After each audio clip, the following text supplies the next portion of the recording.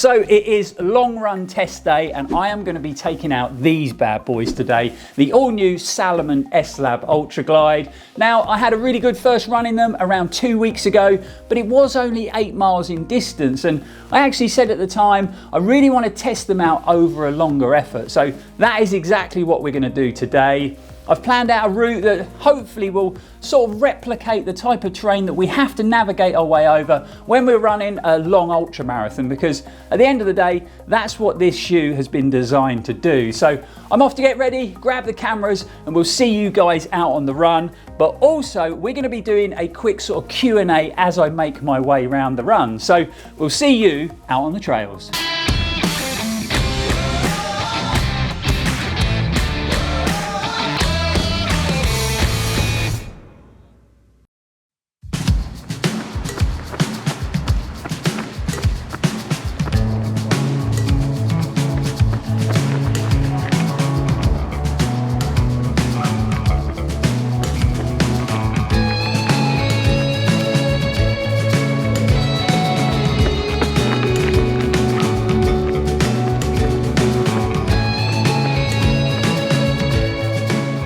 Okay, yep, sunglasses on, early Feb in the UK. Can't say fairer than that. It is a stunning blue sky day down here in Cornwall, but it is quite chilly, hence why I've got a long sleeve top and a gilet on, although we've done 1.3 miles already and I'm starting to warm up. So I think the gilet will be coming off very soon, but we're about to head on to the Hale Towns for today's run. We're going to be running all the way along the front of the towns to Godrevy, then up to the North Cliffs via Godrevy Lighthouse, and it should give us a real good selection of terrain. Like I said, hopefully to try and replicate the underfoot conditions you're going to get on a long sort of ultra marathon. So we'll have a bit of compacted gravelly path. We're going to have lots of soft sand, obviously. Once we're up onto the North Cliffs, there should be plenty of mud, and we've already had 1.3 miles of tarmac. So like I said, a big selection of different types of terrain to give the S Slab shoe a thorough testing. Before we actually get running, I might as well answer the first question. So this is probably the most popular question on the channel at the moment, and it's all to do with when we were out in Chamonix back in August for Ligas CCC race. Obviously we did a big build-up series following all her training in the mountains, which seemed to go down well on the channel, but getting lots of questions asking, are we going to be doing a race day video of Ligas CCC? Well, we certainly are. Obviously, you know, so proud of what she achieved. I just want to do that video some justice. So it's taken a long time to put together. You know, we've had people asking, oh, have you forgotten about the video, or are you not going to make one? Come on, guys. If you've been following the channel for long enough, you should know me better than that. We are definitely going to be putting a video together to capture all the highs and lows of that race. And like I said, I was so proud of what she achieved. It's got to be a quality video that, you know, shows how hard she trained and how hard she pushed on the day, and one that you can watch and enjoy. So watch this space. Hopefully it's going to be ready towards the end of this month, fingers crossed. If not, then early the following month, but it is coming soon. Let's get running now and let's test out the new S Slab Ultra Glides on a long run. Let us dance away. I can't let you go until the end of day. Just letting you know.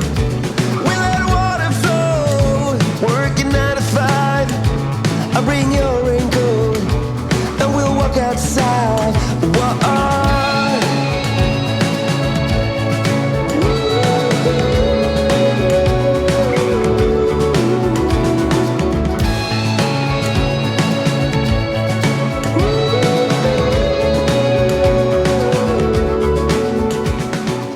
Okay, we have just gone past 5 miles, and the first thing I'm noticing about the S Slab Ultra Glide on the second run is the midsole feels a bit bouncier. So it was one of the things I commented after that first run.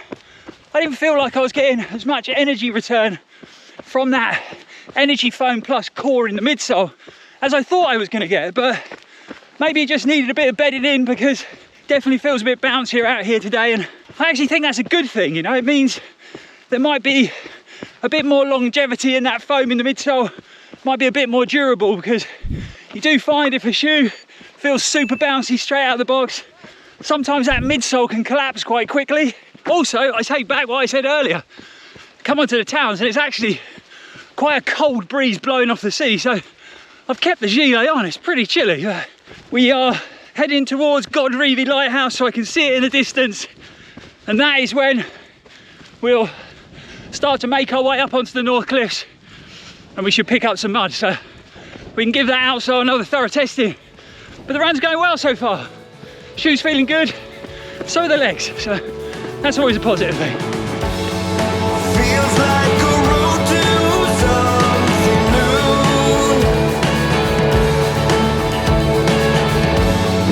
Keep me awake and I'll keep you. I'll let you be mine if you let me be yours. I know now is the time to fall in love, and as you can see when you look at me, I am pieces of what I used to be. Let me try, just let me try, let me try, let me try.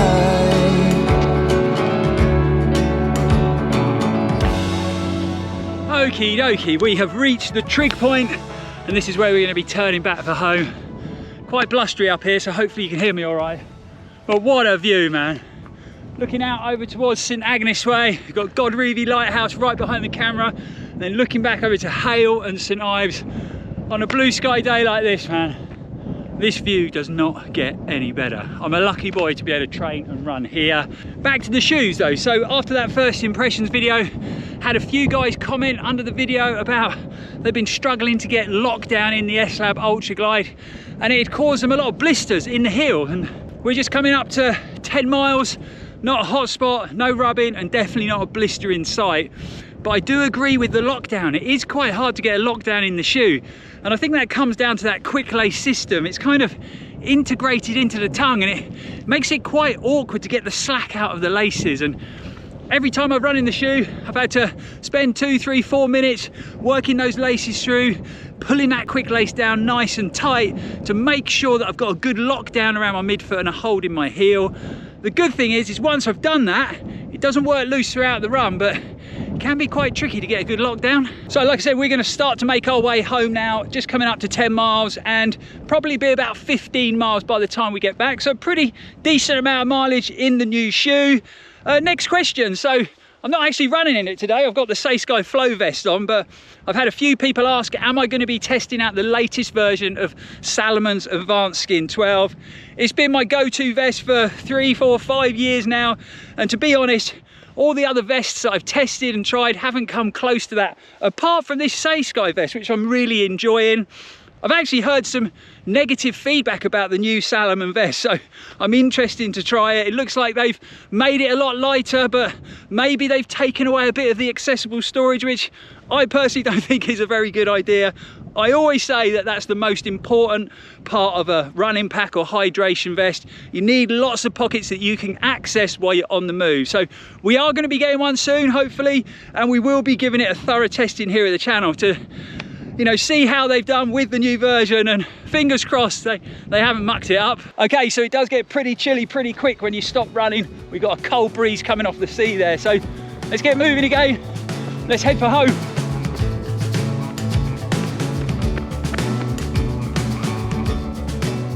It should be a lot quicker getting home. We've got this nice long downhill section, and we've got a tailwind all the way back. So come on, let's turn those legs over.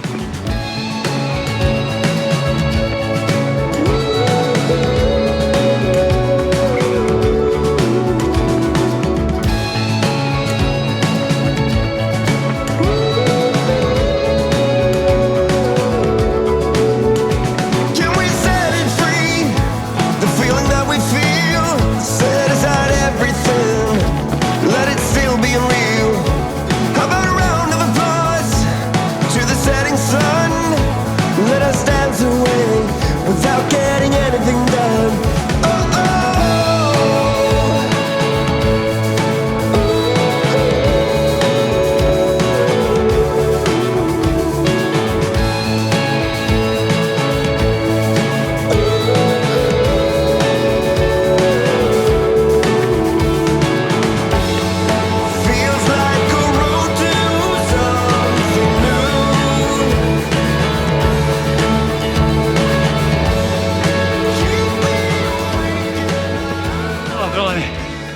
I must have run that soft sandy hill thousands of times.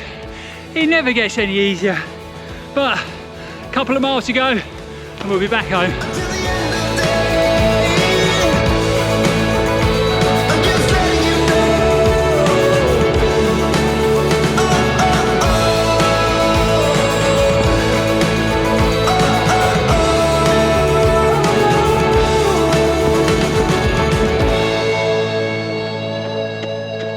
Okay, so we're just about to head off the Towers now. Run is nearly done, 14.7 miles in my legs. So it's going to be over 15 miles by the time we get back home. So a really good test for body, mind, and the new Salomon shoe. But the last question before we get back to the studio, and it is, you guys have been asking, are we going to be getting up to any big adventures or races this year? Because if you followed the channel, we had a mega year last year. What with Ultra X Scotland early on, then I ran the South Downs Way 100. We obviously headed out to Chamonix for that long training block for Liga to get ready for the CCC at UTMB. After that, we popped over to Switzerland so I could race UTMR 60k.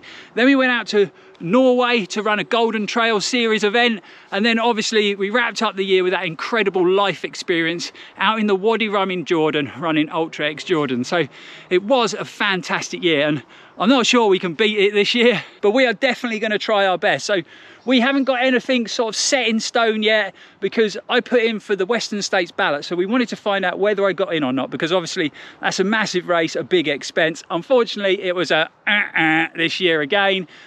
Better luck next year. But yeah, so now we're going to start trying to plan our year. We've got a few things in the pipeline, some pretty amazing races in some incredible locations. The only race that we have entered is the ETC at UTMB. So yep, once again, we're going to be heading out to that beautiful mountain town of Chamonix, a place we love so much. We're going to be spending some time training in the mountains, maybe do a few other races along the way, and we are going to be running the ETC. It's only short, it's 15k with about 1,000 meters of elevation. I ran it a couple of years ago and I loved every second of it. So both myself and Liga have entered that race just so we can get caught up in that race atmosphere over UTMB week. Yep, so hopefully it's going to be another big year of racing, and obviously we're going to bring the cameras and bring you guys along on everything, because that's what we do here at Run4Adventure. But let's head home and then we can break down the performance of Salomon's new S-Slab Ultra Glide in a bit more detail on this long run.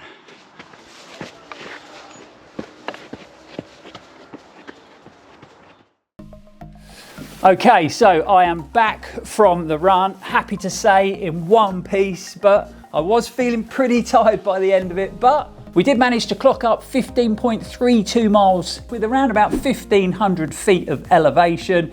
And that's actually my longest run since we got back from the deserts of Jordan. So really happy with that. And the body feels pretty good now. I've had a nice warm shower. But I suppose the big question is how did the new S-Slab Ultra Glides handle that distance? Well, first up, my feet feel good, so no rubbing, no irritation or anything like that, which is always a positive thing in a new shoe, because you never really know whether a shoe is going to cause you those types of issues until you've taken it out for a longer effort. So the S-Slab shoe definitely passes a sort of foot irritation and blister test with flying colours. I mentioned while we were out on the run that I got contacted by a few viewers who are having issues locking the shoe down, and I think it actually caused them some sort of heel blisters as well.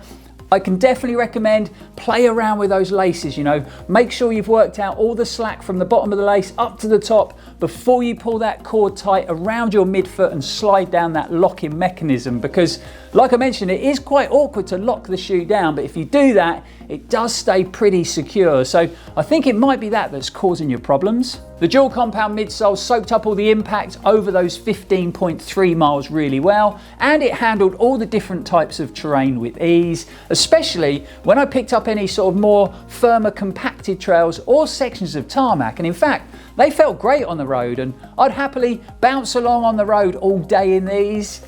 However, I did come to a few more sort of technical sections of trail, and I can't say I felt that well connected in these. And obviously that's always going to happen in a deeply cushioned trail shoe, you know, you're going to lose a bit of ground feel, but I felt like I had to really concentrate in those rocky sections where I was placing my feet because the shoes didn't feel overly stable. Now, that wasn't really an issue on today's route because those sections of technical trail were very, very short, so no real problems there. But if I was running on a much more technical route here in the UK, or I was in the mountains up on a high mountain trail where there can be a lot of technicality, then maybe there would have been some bigger issues. And I personally would go for a shoe in that type of conditions with a lower stack height, giving me more ground feel just to be on the safe side. And as far as this new relief sphere technology goes on the outsole, I'm not sure it made a great deal of difference out there on today's run. And if I'm honest, it just felt like the sort of standard midsole outsole setup you get on any other trail shoe. Now,